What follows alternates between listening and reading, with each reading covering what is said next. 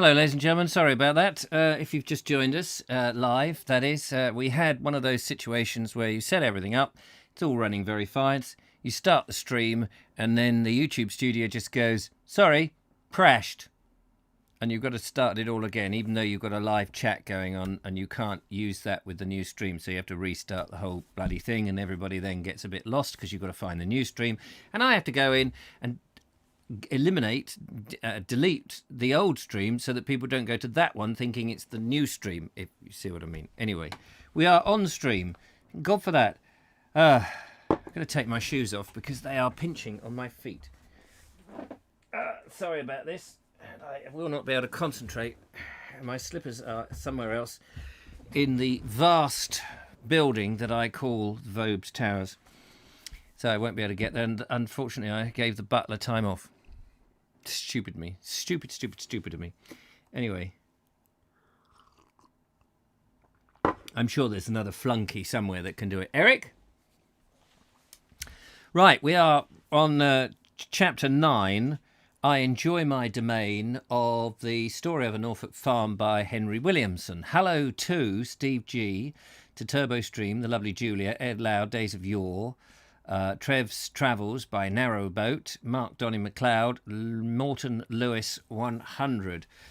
Reporting in from Madrid, he says. Michael Angel, hello to you. And I think we saw Audrey. Yes, there we are, Audrey Forbes Hamilton, thank you very much. Rumour has it that if you delete the old stream whilst people are in the chat box, those poor people are lost for eternity. That is the rumour. There's no way of proving it now because I have actually deleted them all. It's another way of saying you've been cancelled. There's a lot of that going on at the moment. But let's not get into that on this show. John Buck, hi from California. Hello, John Buck. Nice to see you. Thank you for coming in. We're on chapter 9. I've got a cup of coffee in front of me. We're going to go. It's been an odd day, not felt myself. Well, as long as you're feeling somebody, that's all right. I had a sudden urge to clean the windows. My goodness. Once I did try to clean windows, and I realised how much rubbish had been stored on my PC. Oh, not those kind of windows. Lady Julia of Hartley promised to behave again. Oh, good. Right, here we go. In a generous or gentlemanly or silly moment, I had suggested to the vendor a period of 9 months' grace from the date of purchase in which he would be able to find another place for the gardener. We had got from Commander Trelawney, however, a written undertaking, what was usually called a gentleman's agreement, to move the service tenant by midsummer 1937. Then, in the 3 months between midsummer and Michaelmas, the cottage would be empty, and in that time I would put it in order for the family, which would be migrating at the end of September. Apparently the aged fellow I had seen by the old castle when I'd looked over it with Dick had lived there for a quarter of a century. He had £2 weekly as caretaker and gardener, and also drew the old age pension for himself and his wife. Being a service tenant, Mr. Marjorie Banks, I know somebody said it was March Banks, but I'm saying Marjorie Banks because that's how it appears in the book to me, so I don't care. Marjorie Banks told me that he was in a position of a servant occupying a room in a house when his service ended. Mr. Marjorie Banks expressed doubts of the wisdom of granting 9 months' grace for a nominal rent of 10 shillings, but there I had given the commander 9 months to place his old servant comfortably elsewhere. Michaelmas 1937 seemed far away, 14 months before we would start to farm our land. I read again the letter which I had received from Mr. Marjorie Banks that morning. With regards to the arrears, if any, of Strawless's rent, you cannot rely on the fact that there are arrears to enable you to give him notice to quit without becoming liable for compensation for disturbance. Under the Act, you will also have to serve a notice demanding the rent and then wait for a reasonable time before you can give the notice to quit. We think, however, that it is too late for you to serve a notice which will give sufficient time to be relied on as a means of avoiding the payment of compensation. It is, however, possible, if, as we understand, the farm is in a very bad way, the notice to quit may be based on the failure to cultivate the land in accordance with the rules of good husbandry. Whether this is in fact so or is not, however, is a question on which your agent will be able to advise you. The question is, of course, quite independent from any claim you may have for dilapidations under the lease. I return herewith the account in connection with the purchase of the Oldcastle farm, which we have receipted for the balance of £61 4s and 7d due to us, and I am much obliged to you for settling the same. I hope that the purchase will turn out to be a satisfactory one from every point of view. Anyhow, I said to Letitia, we don't owe anybody any money now, and from now on things will be straightforward. We shall take the little camping tent and Windles and cross England in our Silver Eagle, and we will stay a week among the pine trees on our farm. We shall go easily, no rush, and strain this time. How about it? It sounds lovely, dear, said Letitia. So one Sunday morning we left the Silver Eagle. We left in the Silver Eagle, Letitia beside me and Windles in the back wearing my goggles and helmet, the tent, provision basket, water jug and kettle beside him, with a small bundle of firewood. By the afternoon we had gone up and round and down and up and down the hills of Devon and Somerset, through the grey walls and fields of Dorset, and so to the great arable plains under the downs of Wiltshire. And beyond Swindon we stopped, turning off our way along the Marlborough Road to rest and swim in Jeffrey's Lake at Cote Farm. It was a hot day, and with the sun on our bodies after the swim, it was good to be alive. I thought of Jeffrey's Hodge and His Masters, which I had promised to edit. Excuse me. Oh, this is Richard Jefferies' lake. I thought of Jeffrey's Hodge and His Masters, which must be the name of a book, which I'd promised to edit and rearrange for Methuen to publish, and how in the new age such books would have a proper and full appreciation. But first the golden tapeworm must be expelled from the bodily politic. The town business mind, soft and crafty, must be superseded by the hard and simple principles of productive work. The golden tapeworm had reached the brain of the body politic. Modern literature accepted the internationally money-based values of life, a natural or... What? Modern literature accepted the international money-based values of life, a natural or eternal. Most modern literary criticism was urban, rootless, cosmopolitan in feeling, in keeping with the modern square and rectangle architecture, cocktails, jazz, celluloid sex, and factory-made furniture of imported, kiln-dried wood, no heart or sap in it. While the cosmopolitan money tapeworm sapped the national virility, men like Hardy and Jeffreys would never be popular. In a happy, hopeful mood, we went on our journey, calling to see a distant cousin on my mother's in Bedfordshire, where we heard an unhappy, pessimistic tale of farming in the face of the competition of cheap imported food, and all capital finally lost. We continued our journey towards midnight, setting up a tent in the corner of a stubble field by a gate which led off to the main road. There was a warm so he's doing a bit of wild camping there by the sounds of things. There was a warm harvest mist, and a broken moon made enough light for the guide rope pegs to be taped into the ground, the poles set upright, and the pale green canvas stretched between them. Both Letitia and Windles were so ready to help me, and the tent was up, and the ground sheep spread, and the camel's hair's sleeping bags put out without an impatient word. 2 weeks of swimming in the sea and running on the sands by day, and singing in the high house at night after a pint of cider with the boys and girls of the holiday camp of Cried Bay, had given me an easy outlook on life.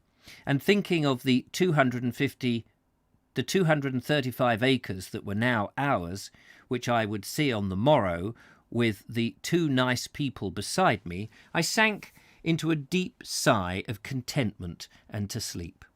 The next morning, after grilling kippers on a wood fire, we struck camp, and we went on, with a mild relief that no farmer had come to turn us out of his field. We left the camp tidy, all paper burned and the fire obliterated. This was one of the happiest journeys of our joint lives, travelling with windscreen flat, in helmet and goggles, while the warm air of the harvest fields of Bedfordshire became hotter.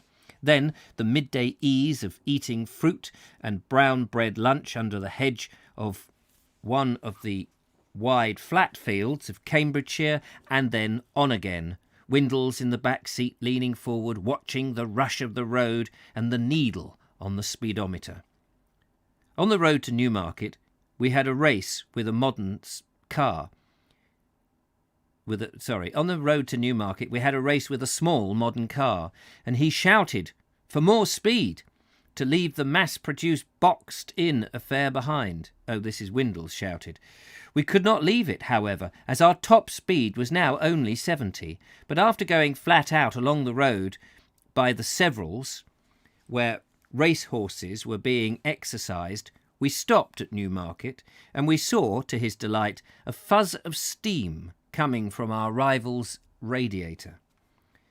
So we came to the long straight highways of the Brecklands and forsaken tract of the Forestry Commission, which had been planted with fir trees, and through which my car had always been hurrying, usually in the grey tonelessness of winter. And in the afternoon we drove slowly along the top lane to the farm, through the ancient gate, and to the pines on Castle Hills, as the grasslands were called in the deeds. Through the trees, which grew along and down the slope above the farm buildings, we saw meadows, and beyond was the sea, only less pale than the sky. We lay down on the dry turf and rested at home on our own land.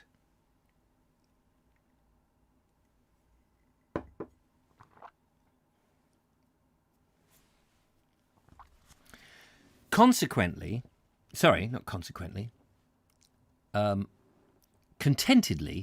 we pitched the tent under a pine and strolled down to the village to buy milk and get water. Afterwards, we went to look at our new farmhouse. As we walked up the narrow village street, my heart began to beat faster, for how would the old gardener and his wife receive us? There was the fine old-world circular brick well, seen over the little wooden gate, with lilac and lavender bushes around it. We agreed it was delightful. From the large-scale map, we knew the garden was about 1/2 an acre, and there was a grand walnut tree in the middle. At the bottom, the river ran. Dare we open the gate, knock at the door, and introduce ourselves as the new landlord and family?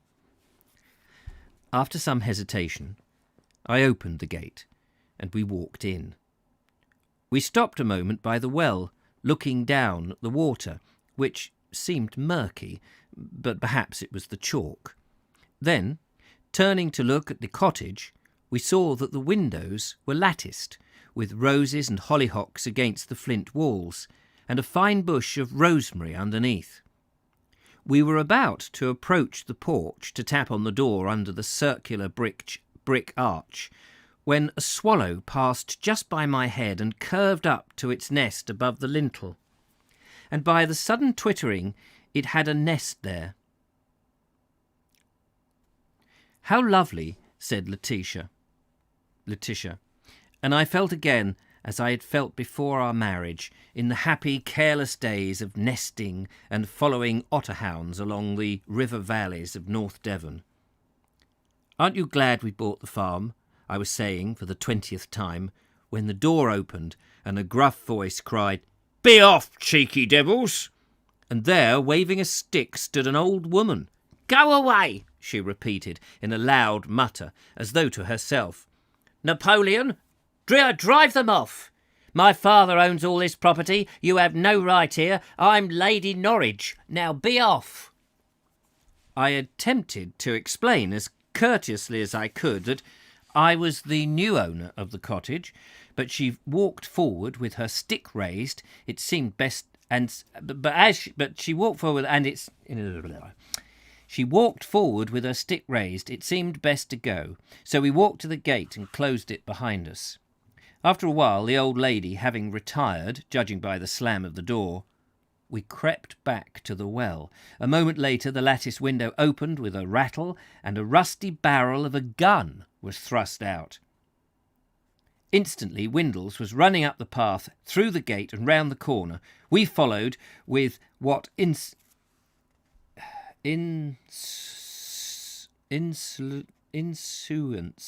we could pretend to. Well, let's see Mrs. Hammett next door. I don't know what this insuance? It's probably a word I can't read. Just can't seem to get what it is. Anyway, it doesn't matter. There was another gate on the other end of the wall which led to a single cottage, which I had thought to employ into the farmhouse. The road was very narrow just there. I paced it across, 13 feet. This was the main coast road, and several cars passed as we stood there. Mrs. Hammett was sitting in her cottage. She was London-born and had been a cook, she told us. Her neighbour next door was always like that, she declared, offering us a cup of tea, as she was like that to everybody. No one took any notice of her. Apparently Napoleon and his wife had lived there 25 years, never having paid any rent. I asked how many rooms there were. Mrs. Hammett thought there were 3 upstairs and 2 down. She herself had 1 up and the one we were sitting in. That made 4 up and 3 down. That made 4 up and 3 down, I thought to myself, and the wash-house, joined by the porch to the south wall, could be made perhaps into a small kitchen. Electric light had just come to the village. It would be fine after all the oil lamps of Shallowford. After tea, for which Mrs. Hammett refused payment, saying it gave her much pleasure to give us than welcome. Saying that it gave her much pleasure to give us that welcome, we strolled down to the sea. The way led through a fine field of barley, white in the sun. The sea was half a mile away from the village, and the field ended in a plantation and land fringe of stunted trees, and then steeply down to a pebble shore and a creek where a fisherman's boat was moored. We sat down on the grass, gazing over the marshes, one vast, gut-channelled prairie of pale blue sea lavender. Afar was the sea, merging in summer mist, and the palest azure sky. There was no sound. The air was still. Not a bird was stirring. This was the sun I remembered from boyhood days, the ancient harvest sunshine of that perished time when the earth was fresh and summer seemed an illimitable shining that would never end, the reapers moving round the fields and setting up the stooks of golden corn. And sitting there, it was as though the past and present were one again, and I had entered upon my heritage of happiness.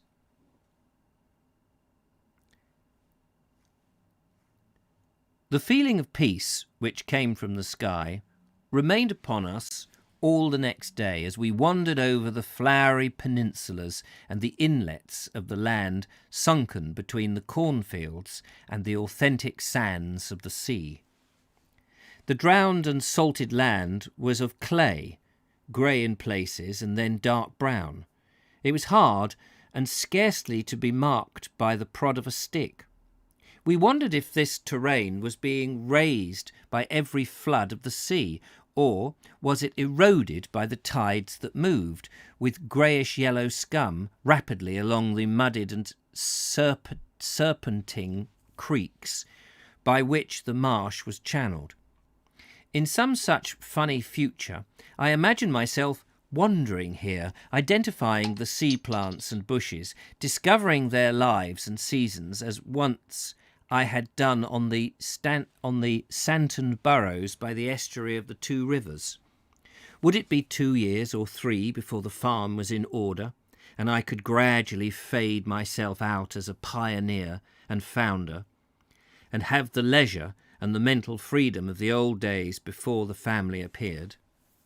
The day was warm and still, pale blue sky and pale yellow the sands, overlaying the crops of clay on which our naked feet were pressing. A quarter of a mile away, several dark figures were stooping, getting cockles, the famous cricky blues. In a warm current flowing into the harbour from beyond the point of sandhills, where white-winged and distant terns were screaming, we bathed ourselves, while the gentle flow bore us along the ribbed sands. Was this the dour North Sea, this warm and gracious stream which moved us effortlessly in an inverted world, wherein the sharp chalk wings of terns oared themselves swiftly under the blue sky, and the line of remote sandhills moved away from the corner of the eye? Windles was floating on his back too, without fear, he who would never learn to swim because he was afraid of sinking and losing the world whose every moment was keen delight, with wild birds, racing cars, tractors, Suffolk punches, and double furrow ploughs. The gentle flow took him to a shoaling bank of sand, and he sat up in a delight of relief that at last he had done what he had always hoped and feared to do. The warm current, we decided, was an inshore forerunner of the tide, which lapped the hot sands of the high banks by the harbour mouth, whereon the ribs of a wrecked wooden ship were darkly set. Afterwards we dried in the sun, put on our clothes, and wandered on. Far away to the west, 2 tiny figures were moving in the brassy haze. We viewed them with consternation, for they were a threat to our solitude. The place was discovered after all. The cocklers were part of the landscape, but these were trippers. Still, 2 in about 10 square miles was not a large number. Perhaps they too were scowling in our direction for the 3 people that were spoiling their landscape. We watched the river rushing through the outfall doors of the sluices, and wondered if sea trout were waiting for the rising water to swim up. Then Windles heard an exciting noise, and espying a strange machine moving around a field, he hurried away to gaze at his first sight of a combine harvester. Drawn by a tractor, the thing cut the stalks and swept them into a drum, threshing them and spilling the barley into stacks, while the litter of broken whitish straw was left behind on the stubble. At intervals, a fat sack was thrown off to lie and wait the lorry, which would take it to the barn or the malting house. It seemed efficient and quick, and I learned from the driver that it was done by contract, and made a note of the address. In 2 years from now, I said to Windle, this combine harvester may well be moving round our fields.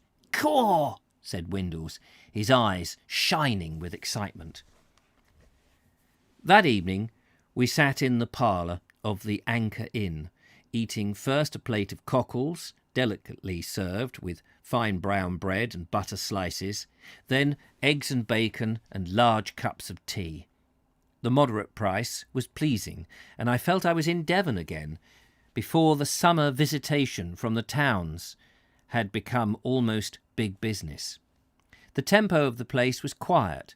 Here was the country contentment of real old England. I hoped I would not find it dull, while knowing that this would not happen if every day was given to work, for if money is the root of all evil, the root of happiness in the country is work. The next day we walked to the quay beside the hotel in which one winter afternoon Dick and I had first met Mr. Strawless.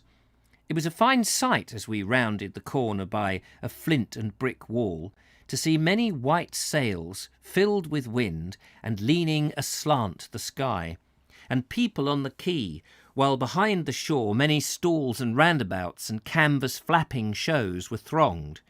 It was the regatta, and 50 years ago it might have been the same as it was today. They were painted steam engines with the date 1880 engraved on one boiler plate.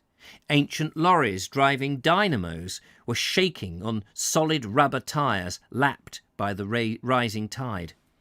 Children with bare feet darted in and out of the wheels. The sun of East Anglia shone serenely over all. For 6 days we camped under the pine tree, walking about the farm, getting to know the fields and meadows. The grassy hills were bleached by the sun and had no bite in them. A solitary ewe lay on a patch of stained and sanded grass near us with a lamb. She had been attacked by maggots and from blowflies. The thistles made the hills ragged. The barley was brown with docks on one field, grey with thistles in another. Nothing of the farm was pleasing except its views. In one of the meadows, which we identified as Lark's Bush Meadow, we saw a man scything thistles nearly as tall as himself. They had seeded in the swathes of previous days' cutting and lay in a series of silky waves visible from the road. It was as well that I knew nothing of farming, that I was almost completely ignorant of the task that I had set myself. Otherwise the thought of so much to be done might have weighed on me and made me a poor companion. "We'll cut those thistles 4 times a year," I said easily, "and after 2 seasons there won't be any on our farm, or rush clump either. And as for the docks and thistles in the arable, I'll buy a tractor and bare fallow them, thus getting fertility back through exposure to air and rain and sun, and also killing the weeds as they come up. I'll plant nothing and have not a beast on the place until the yards are concreted and the drains under them, one for liquid manure and the other for washing down on the cow shed. Sam and I will make up the roads, drain the meadows, cut the hedges, repair the buildings, make pigsties and install an electric milking machine. It will mean no return in 1938, but by 1939 we shall have a grand harvest, and believe me, this plan will put the farm on its feet for a number of years. I know it will. It's common sense. I read about the value of bare fallows in the Farmer and Stock Breeder, and they said it put fertility back. What's the use of trying to grow crops on this exhausted land? Bare fallowing will cost only the ploughing, and Sam and I will take turns on the tractor. That's the plan." It was our last afternoon, and in the evening we struck camp, saying au revoir to Fox Covert and Hilly Peace, Sponge Breck and Hang High, and the pines of the crest on Castle Hills. Tent packed and campsite left clean, store of dry wood collected in rush basket. Letitia was always neat and methodical, the most willing helper in the world. We drove slowly over the pits and depressions of the grass, where sand had been taken in old times, and down the rutted lane to the road, past the man who had been cutting the thistles on the meadow, and who was now cutting barley with the same scythe. "Opening it up," he cried, mopping his brow. "We're cutting tomorrow." Then, "You're the new farmer, aren't you? Well, I wish you luck. You've got a job." "I look forward to it." "Ha! That'll be the best part of it. You'll learn. You don't know what you've got before you. See this field of barley? Well then, my master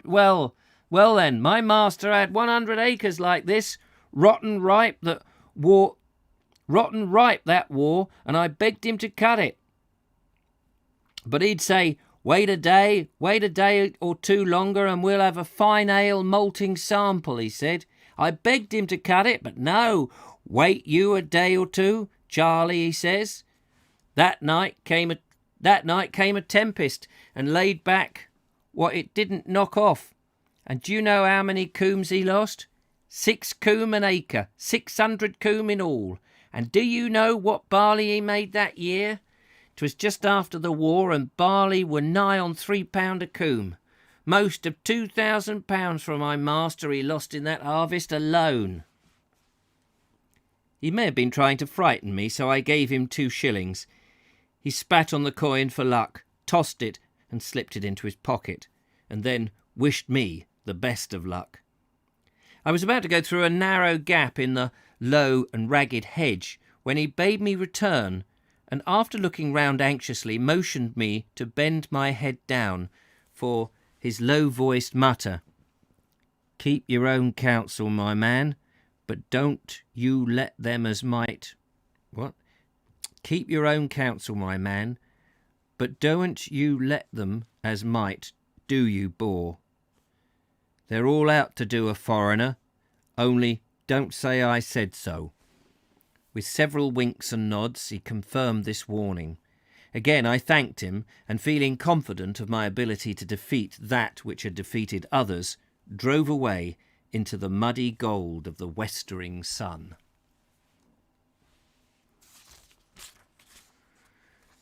And that was chapter 9.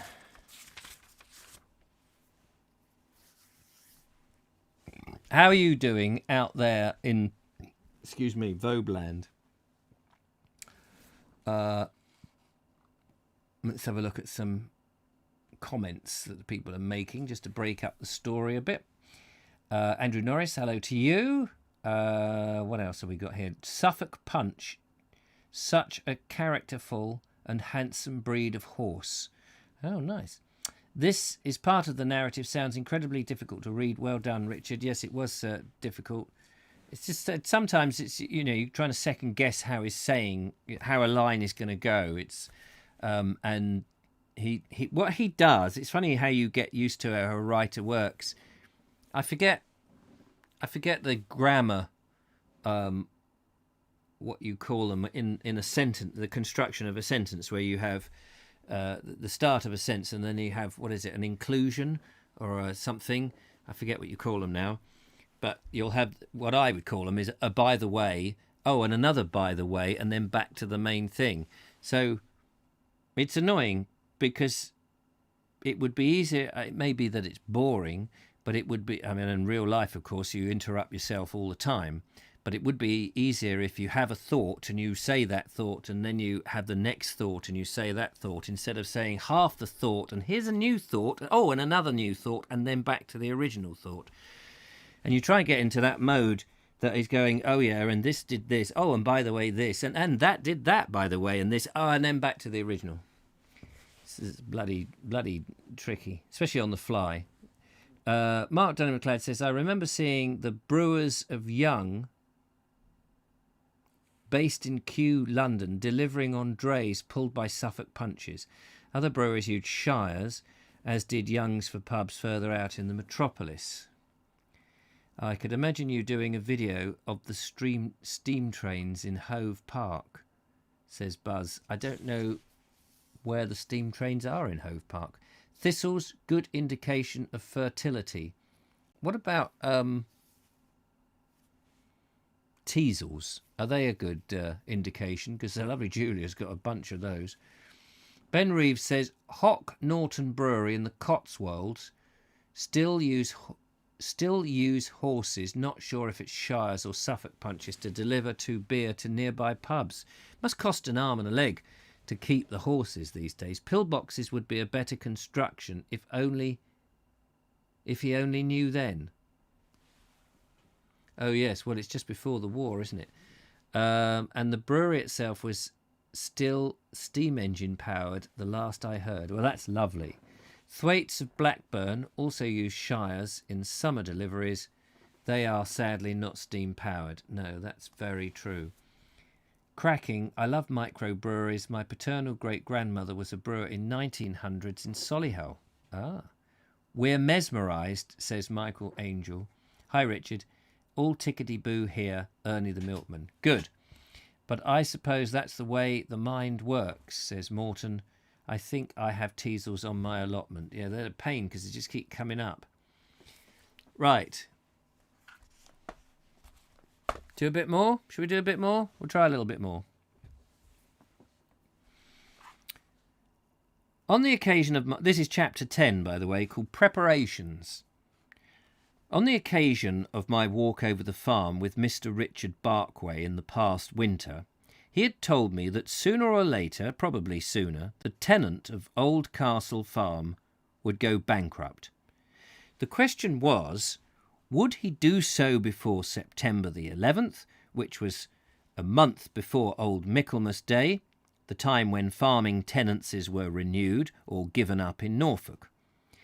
It meant a difference of £100 to me, for if I gave him notice to leave, I would have to pay him a year's rent for disturbing his business, whereas if he went bankrupt first, I, as landlord, would be entitled to enter into the holding and take possession. As September the 11th drew near, I wrote somewhat anxiously to Mr. Barkway and reminded him not to forget to serve notice to quit, for I was counting on starting to farm on the following Old Michaelmas Day. Mr. Barkway replied that he had served the notice, and soon afterwards he wrote again saying that Mr. Strawless had made a deed of assignment with his creditors, and that he had written to my solicitors for instructions. From Mr. Marjoribanks came a letter telling me that I was entitled to levy a distress upon the goods of Mr. Strawless, since he owed 6 months' rent, which became due at Michaelmas. Would my agent advise him if this was worth while, and also would I decide if I wanted to take proceedings to re-enter and determine the lease? By the afternoon's post came a letter from Mr. Barkway saying that the trustee had inquired, would I like to have possession of the farm in the near future instead of at Michaelmas in 1937. Incidentally, wrote Mr. Barkway, if I took over the farm next April, I would save the £100, which otherwise would be payable for disturbance. The prospect alarmed me. I was not prepared for it. What should I do? How would I begin? What about my broadcasting contracts? The book I was writing? Where was Sam? Had he started? By every airmail, letters crossed the seas between us. Alone, I could not face the prospect of taking on all those tasks. I was scared because I was ignorant and unprepared. What ought I to do? I asked Letitia. She did not know. The new situation upset my plan. I was not ready to begin ploughing right away, so I didn't see how I could get it done. I knew so little that it did not occur to me that I could easily have had all the ploughing done by contract for less than the £100 disturbance money. Having to make a decision irked me and discomposed me. My mind tended to balk, to push it away as an irksome thing, for I was writing a book. But an answer was needed, so I suggested that Mr. Strawless should carry on condition that he renounce the shooting rights. Mr. Marjoribanks replied that he had considered that this was impracticable, but he would advise my agent that I did not want early possession of the farm. Behind my wish not to take over the farm was the thought that if I did so I might lose the considerable sum which otherwise would be due to me for bad state of fields and buildings. In the lease, which I pondered at night, clause 5 stated that the tenant should, at his own cost and charges, keep and maintain and leave in good tenantable repair the condition of the whole building, and all agreement Sorry, that's 2 pages at once. The whole of the building, and all fixtures, pumps, walls, wells, fences, gates, gateposts, bridges, culverts, and drinking places in and upon the said holding, which are occupied therewith, and which may at any time during his tenancy be erected or constructed on the holding, and also keep the gutters and the downspouts connected with the building and other erections clean and free from obstructions at all times, and in the 5th year from the date of this entry, in a proper and workmanlike manner, paint with 2 coats of good oil colour and twice tar all outside wood and ironwork, usually painted upon the aforesaid holding, and the inside of all doors and shutters opening outwards, and the inside of all windows and all gates and fences, which are usually painted or tarred. Being allowed materials where necessary as agreed by the landlord, with the exception of straw for thatching, which shall be provided free by charge of the tenant, and the tenant will pay for the labour and do it at his own expense, his own carting of the materials, whether for repairs for new buildings or replacements or otherwise as required by the landlord. The agreement signed by Mr. Strawless was a formidable thing. All the hedges had to be kept in good growing condition, properly cut and laid each year, the gaps not to be filled with dead thorns, but to use stakes and binders or posts and rails. Gates had to be hung properly, and gate posts set up correctly, all ditches to be scoured. That meant thousands of tons of silt and reeds from the meadows. I imagined great heaps of the stuff spread on the fields. What corn would we grow from that fertile compost?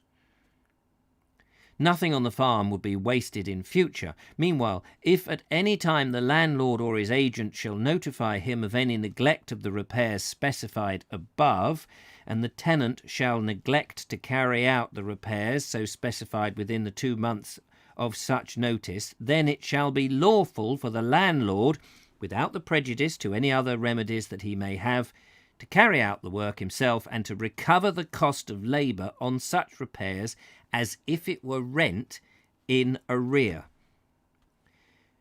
Mr. Strawless had agreed to keep a good head of stock on the farm, not to sell hay, straw, or manure, not to sublet any of the land, to farm in accordance with the rules of good husbandry, to keep it free from thorns, rushes, thistles, docks, gorse, and bracken, and in particular to cut the thistles every year before seeding, to eradicate and to spread all anthills and molehills, not to plough the grassland, or a penalty of £30 an acre. A few weeks later I went to Norfolk to see Mr. Barkway and discuss with him what was to be done. We met one wet November morning by the broken-down gate at the end of the top farm lane, which divided the fields called 14 acres and 21 acres. He had his clerk with him, carrying the roll of maps and a large notebook for recording the list of repairs to be presented to the trustee. I learned that the trustee was Mr. Stubberfield, who had sold the farm to me. Well, he would know all about its condition, I thought. For 5 hours we walked over the land and peered at the premises by the big chalk quarry below the trees. Repair walls, make new door frames, new doors, renew threshold boards, repair spouting, fit iron tie rods to hold cracked walls, fit new posts and rails to the yards, refix decayed gutterings, repair roofs, renew 11 gates, replace 12 hanging posts, 9 clapping posts, tar all the woodwork, renew hundreds of tiles and battens and rafters, thousands of tiles. In the dull November afternoon we stood by the broken-down gate where we had met in the morning. Closing the book, Mr. Barkway spoke incisively, like a general giving final orders before battle. This is the plan of the campaign. We will write to Mr. Stubberfield and ask him to do these repairs, offering to supply materials immediately. He won't do them, of course. We'll repeat at the offer after a month, Again, he'll temporise, I expect, but his strategy will be to delay until he gives up the farm and then to let the thing be settled by arbitration. But we won't let him get away with it. If he refuses to do the repairs after, say, 3 months, we'll do them in accordance with the clause in the agreement and then disdain on his stock for the cost of the labour. Do you agree? Certainly, I said. Well, goodbye. Going back to Devon, to London tonight. You've got a cold journey ahead. Goodbye. My feet were wet and muddy, but at last the 120 miles to London were over. After some food before the fire in the Barbarian Club, I began to feel a glow of happiness in the mental viewing of the new pressure cooker. Not pressure cooker. I began to feel a glow of happiness in the mental viewing of new pressure creosoted gates on hanging posts, fastened by new chains on their clapping posts. I'd paint the hinges regularly once a year. The grass of Castle Hills was green with healthy clover after a heavy dressing of basic slag. The meadows were drained. I think this is him thinking this, not this isn't that's happened. The meadows were drained on sponge breck and hilly peace, grew with great crops of corn, and the black peaty soil spread across them, heap by heap, acre by acre. I saw my new roads and concrete yards, the trim hedges and the rows of apple and plum trees on the lower grassy slopes by the corn barn. There were plantations of larch and spruce in which pheasants hid. The children's ponies grazed on the meadows. 1 rubber-tired carts left no ruts in the field. Not one louse or mite lived on a horse's leg.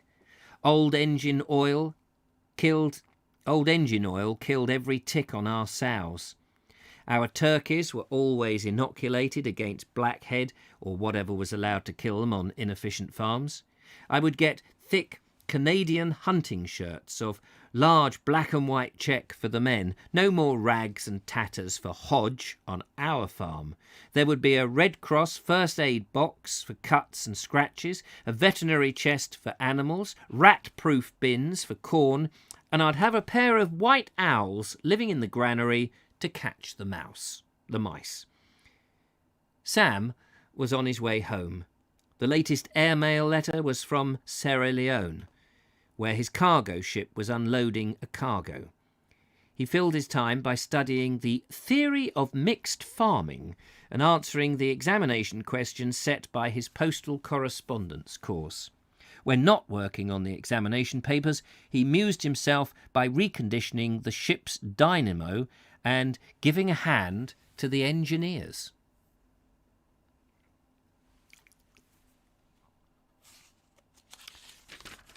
Just got a page and a half to go, and we'll finish there. The next day, I went to sign the will, which Mr. Marjoribanks, after some correspondence, had drafted and redrafted for me. At first, we talked of fly fishing, as befitting brothers of the angle, as Mr. Marjoribanks described it. After a few appropriate remarks about the chalk stream of which I was the fortunate possessor, "Well, I think you can now be sure that we have covered all your wishes," as he unfolded a white folio of immaculately typed matter. "Perhaps you will just run your eye over it?" I tried to read the first paragraph, which defined the term eldest surviving son. I got through that, but at the end my eye had ceased to run. Indeed, it hardly moved now. Heavens, there were more than a dozen or so pages of stiff parchment-like paper. Mr. Marjoribanks stood by the desk at which I sat, his gold fountain pen placed at my disposal on a clean blotter. And as I read, or pretended to read, he crossed the room on the deep silent carpet and pressed a bell. Almost immediately his clerk entered with the least movement of body, and stood there in an attitude of attendant expectancy. Heavens, what a position I'm in, I thought, trying to get the hang of a sentence of several hundred words without so much as a comma, and apparently verbless. My eyes and mind refused to lift off the desiccated rigmarole which was the heirloom prose of generations of lawyers serving the permanent property of England. As for my few personal possessions, a few old coats and boots, rods, ancient 12-bore, books, a table or two that comprised the list that might have been compiled as inventory for a junk shop. My half-dozen bottles of Algerian wine and jar of mouldy tobacco had a paragraph all to themselves. Even wines, bins, cigars, cheroots, tobaccos, etc. This was to be the landed proprietor. Sam was the trustee and executor if I died. He was to carry on the farming business, have full power of all moneys, copyrights, dividends, etc. Poor old Sam and the vacuum cleaner delivered to Mrs. General. Well, he was tough now. At 25 years, the eldest surviving son would share the burden with him. Oh, hell, I couldn't read any more. "I hope it is satisfactory. I think we have covered every point you raised," murmured the suave voice of brother-in-law Angle Marjoribanks, as he placed the gold pen half an inch nearer my will. "Mr. Smith," he beckoned with slightly raised digit, murmuring in my ear, "the witness." I took up the pen, scrawled my name, then repeated Mr. Marjoribanks' incantation. "I declare this to be my last will and testament." But it was not over yet. Every page had to be initialled and counter-initialled by Mr. Marjoribanks and Mr. Smith. At last it was done, tied with green silk and locked in the safe. Now I could grab my hat and hurry down the stairs and out the swing doors into the street, free of the monstrous verbiage of law. Anyway, I thought, as I went around to the Barbarian Club for a hot buttered toast and tea, I need never see that damn will again. I would always write another one for myself, filling it with as many punctuation marks as I liked, and even adding a few jokes, just to liven it up. And that's the end of chapter 10. We now on chapter 11, My Manager Arrives, which we shall read. What is today? Thursday. Tomorrow we will read that on Friday. So, yes, the very slow proceeding to own the farm is taking so far 10 chapters, but it's fascinating. I hope you're enjoying it. That's legal English. They don't use punctuation. Hot buttered toast and tea. How lovely. All good here. Daydreaming of experiencing heavy horse show on Southsea Common as a child, says the lovely Julia. Graham Cass says, with you there, Julia. The Iffy Liffey. I used to drink that once upon a time, says Mark Donny MacLeod, working in the Park Royal a while I decided that way out as well. Now I do not drink alcohol at all, so no worries. Neither do I. Passing the Trent in my youth, says Mark Donny MacLeod, my father informed me they used water for brewing Bass beer. I made a mental note never to drink Bass. It resembled the sewer. Well, there we go. Another enjoyable reading. Thank you very much. Hope he gets the farm in the end. Well, I think he's got it now. I think he has. I think he does own it, but it's whether he can get it going. All that legal stuff. Certainly don't think that if this was being published today, that book would certainly be abridged and edited a lot better. And so there we go. Hope he doesn't get gazumped. Well, I think he's got it. I think he owns it now. He does own it, but there just seems to have been all these, because he's got tenants on the land and he doesn't want to get rid of the tenants too early. That's what I guess from this, because otherwise he means he's got to do something with the land. Otherwise it's not going to be profitable. And I imagine if you're taking on a farm, you're battling against the seasons. So, I guess it's the same as you would do, Sean, on your allotment, that if you don't get the seeds in at the right time, you can't just bung them in, whenever you like, because the thing needs time to grow. So I'm guessing that he's trying to plan when he wants to take over and get the farm going. But then this other bloke said, well, I could come out early if you like. And he's like, well, no, don't come out early because I'm not ready. So, and then as he said, but what he hadn't realised is he could get the ploughing and all that done by contract. He wouldn't actually have to do it. But then he's ignorant, as indeed I would be. I'm going to read another chapter of The Decline of an English Village. Oh, yes. Are you enjoying it? It's a fantastic book. Time for another cup of tea. Yes, I've got to get my act together because I'm going to go and pick up the lovely Julia shortly. And we're going to go, if the weather is still nice, for a walk and make a video for Saturday. I've got tomorrow's all lined up, but a walk for Saturday. So there we go. Anyway, thank you so much. And I will catch up with you tomorrow and we will read the same. My coffee has gone stone cold now. So thank you very much. Take care and bye-bye for now. Bye-bye. Little silly wave, isn't it?